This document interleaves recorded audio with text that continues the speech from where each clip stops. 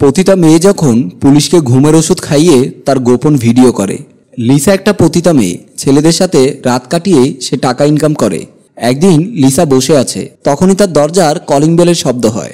Lisa তখন ভাবে তার কোনো কাস্টমার এসেছে, তাই লিসা সুন্দর করে নিজেকে আয়নায় দেখে। তারপর গিয়ে দরজা খুলে দেখে একটা পুলিশ অফিসার দাঁড়িয়ে আছে। লিসা তখন একটু ভয় পেয়ে বলল, আপনি এখানে কি করছেন? পুলিশ অফিসার তখন বলল, শুনেছি আপনার এখানে প্রতিদিন কিছু মানুষ আসে, তারা কারা, কেনই বা তারা এখানে আসে? লিসা তখন বলে, ও এই কথা, তাহলে ভেতরে এসে দেখে যান কেউ আছে কিনা। পুলিশ অফিসার হাসান তখন লিসার রুমের ভেতরে ঢুকে দেখে যে কেউ নেই। লিসা তখন মনে মনে ভাবে, যে করেই হোক এই পুলিশ অফিসারকে আমার হাত করে নিতে হবে, তা না হলে আর ব্যবসা করতে পারবো না। পুলিশ অফিসার হাসান যখন লিসার রুম থেকে চলে যেতে চায়, তখন লিসা বলে, দাঁড়ান, এত কষ্ট করে আসলেন, একটু বসে যান। আমরা দেহ বিক্রি করে খেতে পারি, তবে মানুষকে মানুষ বলেই সম্মান দিতে পারি। আপনি বসেন, আপনার জন্য আমি শরবত বানিয়ে নিয়ে আসি। হাসান সাহেব তখন মনে মনে ভাবে, বাহিরে অনেক গরম পড়ছে, এত করে বলছে যখন একটু শরবত খেয়েই যায়। হাসান সাহেব তখন বলে, ঠিক আছে, আমি বসছি। লিসা তখন অনেক খুশি, শিকার তার জালে ধরা দিয়েছে। লিসা একটা গ্লাসে শরবত দিয়ে তাতে একটু ঘুমের ওষুধ মিশিয়ে দিয়ে নিয়ে আসে। হাসান সাহেব তখন শরবতটা হাতে নিয়ে খাওয়ার সাথে সাথেই সেন্সলেস হয়ে পড়ে যায়। লিসা তখন তাড়াতাড়ি করে হাসান সাহেবকে খাটের উপর শুইয়ে মোবাইলের ভিডিও চালু করে। তারপর লিসা হাসান সাহেবকে জড়িয়ে ধরে তার সাথে শারীরিক সম্পর্ক করে আর তার ফোনে ভিডিও করে। হাসান সাহেবের ঘুম ভাঙতেই বলে, আমি কোথায়? লিসা তখন বলে, আপনি আমার কাছেই আছেন। হাসান সাহেব তখন বলে, এ কি, তুমি আমার পাশে শুয়ে আছো কেন? আর আমি এখনো তোমার এখানে কি করছি? লিসা তখন বলে, স্যার, আপনি চোর ধরতে এসেই নিজেই চোর হয়ে গেছেন। আপনি আজকে আমার সাথে যা করলেন। হাসান সাহেব তখন বলে, বাজে কথা বলো না, আর আমি তোমাকে শেষবার মতো বলে যাচ্ছি, তুমি এই দেহ ব্যবসার কাজ ছেড়ে দাও। লিসা তখন বলে, ঠিক আছে স্যার, ছেড়ে দেব, কিন্তু ব্যবসা না করলে খাবো কি? হাসান সাহেব তখন বলে, কাজ করে খাবে। লিসা তখন বলে, দেখা যাবে কি করে খায়। হাসান সাহেব মনে মনে ভাবছে, আমি তো এসেছিলাম অনেকক্ষণ আগে, তাহলে আমি এখন এখানে কি করছি? লিসা তখন দরজাটা লাগিয়ে তাড়াতাড়ি করে ফোনটা দেখলো, ভিডিওটা ঠিকঠাক মতো হয়েছে কিনা। লিসা তখন ভিডিও দেখে বলে, আমাকে আর কষ্ট করে কোনো কাজ করতে হবে না, টাকা ইনকাম করার রাস্তা আমি পেয়ে গেছি। লিসা তখন তার কাস্টমার রাজুর কাছে ফোন দিয়ে বলে, চলে আয়। রাজু তখন বলে, তোর এইখানে গিয়ে আর কিছু করা যাবে না, পুলিশ তো রাস্তানা জেনে গেছে।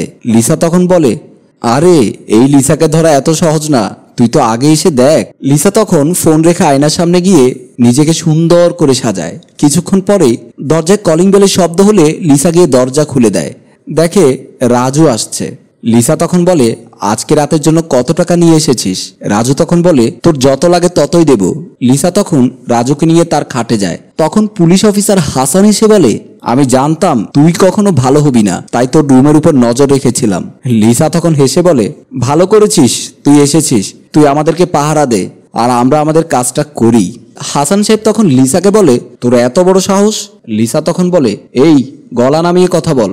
লিসা তখন রাজুকে বলে, তুই এখান থেকে এখন যা, আমি এই অফিসারের সাথে বুঝে আসছি। রাজু চলে গেলে লিসা তার ফোনটা হাতে নিয়ে হাসান সাহেবের সাথে লিসার গোপন ভিডিওটা দেখায়। হাসান সাহেব ভিডিও দেখে তার মাথায় যেন আকাশ ভেঙে পড়ে, এটা কি করে সম্ভব?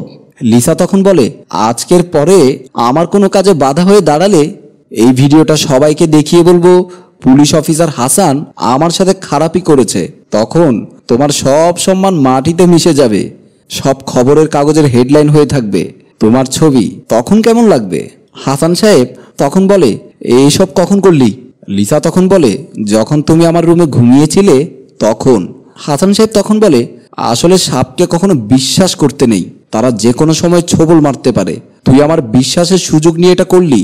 আমি তোকে কিছু টাকা দেই, তুই ভিডিওটা ডিলিট করে দে। লিসা তখন বলে, আগে আমাকে টাকা দে, তারপরে ভেবে দেখব কাটবো কিনা রেখে দেব। হাসান সাহেব তখন লিসাকে কিছু টাকা দেয়। লিসা তখন বলে, এখনের মতো কাজটা করব না, কিন্তু আমার যখন আবার টাকা লাগবে তখন যেন পাই। হাসান সাহেব তখন বলে, তোর টাকা তুই মাসে মাসে পেয়ে যাবি, এখন তুই আর দেহ ব্যবসা করবি না। এইভাবে লিসা প্রতি মাসে হাসান সাহেবের কাছ থেকে টাকা নিত। একদিন হাসান সাহেবের টাকা দিতে দেরি হলে তার বাসায় চলে যায়। লিসাকে দেখে হাসান সাহেব বলে, তুমি এখানে কি করছো? হাসান সাহেবের মেয়ে দিশা বলে, বাবা তুমি এই আন্টিটাকে চেনো? হাসান সাহেব তখন বলে, দিশা তুমি ভেতরে যাও, আমি দেখছি।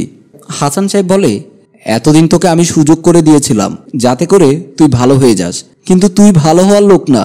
তোর শরীরে তো কোনো মানুষের রক্ত নেই, তার কারণে তোকে এত করে বলার পরেও দেহ ব্যবসাটা ছাড়তে পারলি না। আরে তোর কি একবার এটা মনে হয় না তোকে যে মরতে হবে? মরণের পর আল্লাহর কাছে তোর এই পাপের কি জবাব দিবি? লিসার চোখে তখন অনুতাপের পানি। লিসা বলল, আপনারা কি করে বুঝবেন আমাদের কি জ্বালা? ছোটবেলায় বাবা মা রাস্তার পাশে ফেলে রেখে দিয়ে গেছে। ছোট থেকে মানুষের লাথি উষ্ট খেয়ে বড় হয়েছি। বড় হয়ে যখন একটা একটা বাসায় কাজ নিয়েছি, সে বাসার মালিক আমাকে ধর্ষণ করে ছেড়ে দেয়। সেদিন থেকে শুরু হয় আমার অন্ধকার পথে পা বাড়ানো। হাসান সাহেব লিসার মুখে এই কথাগুলো শুনে অবাক হয়ে গেল। আসলে আমরা শুধু মানুষের উপরের দিকটাই বিবেচনা করি, কিন্তু কেন সে খারাপ পথে পা বাড়িয়েছে তা কখনোই বুঝতে চায় না। একটা মানুষ এমনি এমনি খারাপ হয়ে যায় না, সে নির্যাতিত হতে হতে এক পর্যায়ে হয়। লিসা তখন তার হাতের ফোনটা হাসান সাহেবের হাতে দিয়ে সেখান থেকে চলে যেতে চায়। হাসান সাহেব তখন লিসাকে ডাক দিয়ে বলে, আজকে থেকে আমি তোমার সব কিছু দায়িত্ব নিলাম, তবে আমাকে কথা দিতে হবে তুমি আর দেহ ব্যবসা করবে না। লিসা তখন বলে, আমাদেরকে যদি কেউ এভাবে সাহায্যের হাত বাড়িয়ে দিত তাহলে হয়তো আমরা এমন দেহ ব্যবসা করতাম না। সম্মানিত ভিউয়ার্স, গল্পটি সম্পূর্ণই কাল্পনিক। ভালো লাগলে লাইক, কমেন্ট, শেয়ার করে চারিদিকে ছড়িয়ে দিন। ধন্যবাদ। পরিচালনায় মনজুর মোর্শেদ, চিত্রধারণে অভি।